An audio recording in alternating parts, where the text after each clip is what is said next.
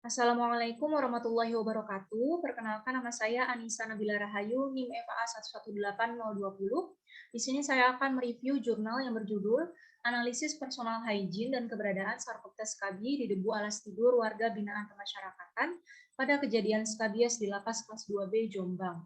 Dalam rangka pemenuhan tugas parasitologi, modul elektif kedokteran kerja di daerah rawa gambut tropika dan daerah aliran sungai, Fakultas Kedokteran Universitas Palangkaraya tahun 2021.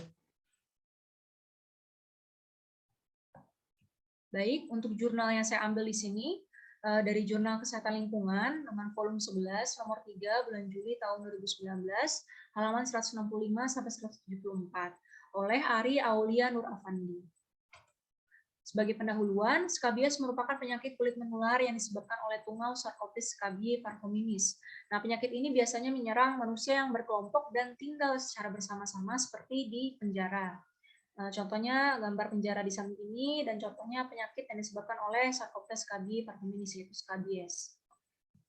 Tujuan penelitian ini untuk mengetahui apakah ada hubungan antara personal hygiene dan keberadaan Sarcoptes scabiei pada debu alas tidur warga binaan pemasyarakatan dengan kejadian skabies di Lapas Kelas 2B Jombang.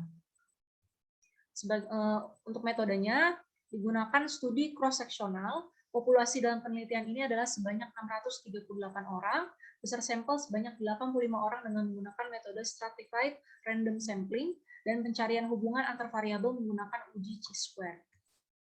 Hasil penelitian didapatkan menunjukkan bahwa sebagian besar responden personal hygiene-nya sudah baik, yaitu 56 orang atau 65,9%. Sedangkan keberadaan Sarcoptes scabiei pada debu alas tidur responden ditemukan 5 sampel yang positif Sarcoptes scabiei.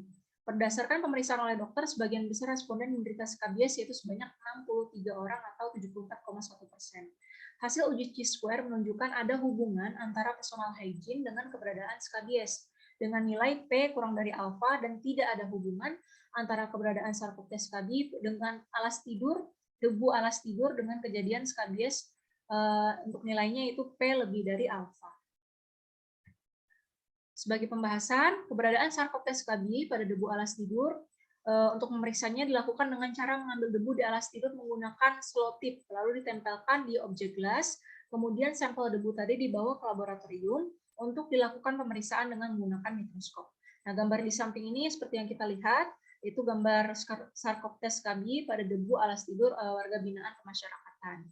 Ini gambar Sarcoptes scabiei-nya.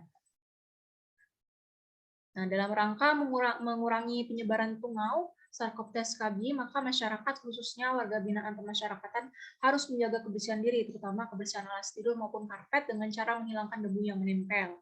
Nah, responden yang positif menyatakan bahwa mereka memang sangat jarang membersihkan alas tidur, serta kebersihan diri walaupun telah mendapatkan pengarahan dari petugas kesehatan lapas. Nah, dengan ditemukannya tungau Sarcoptes scabiei ini menunjukkan bahwa tungau ini dimungkinkan bisa berpindah dari warga binaan satu ke warga binaan yang lain melalui kontak tidak langsung. Dalam kaitan ini yaitu alas tidur yang jarang dibersihkan, sehingga bisa meningkatkan resiko terjadinya penularan penyakit skabies. Kelebihan dari jurnal ini, tujuan yang disampaikan sesuai dengan judul jurnal. Untuk kekurangan jurnal sendiri, tidak semua variabel yang ada di usulan model penelitian disebutkan di dalam abstrak. Baik, untuk kesimpulannya, sebagian besar responden sudah mempunyai personal hygiene yang baik, dan hanya kebersihan tangan dan kaki yang masih belum baik. Hasil sampel debu di alas tidur masih sedikit ditemukan adanya Sarcoptes scabiei, namun adanya temuan ini menunjukkan bahwa alas tidur mempunyai potensi resiko dalam terjadinya penularan penyakit skabies di lapas. Hendaknya penyuluhan tentang personal hygiene lebih ditingkatkan, terutama kebersihan tangan dan kaki, serta pemberantasan penyakit skabies dilakukan secara menyeluruh, bukan hanya pada penderita skabies saja. Mungkin itu saja dari saya. Salah hilaf saya mohon maaf. Terima kasih. Wassalamualaikum warahmatullahi wabarakatuh.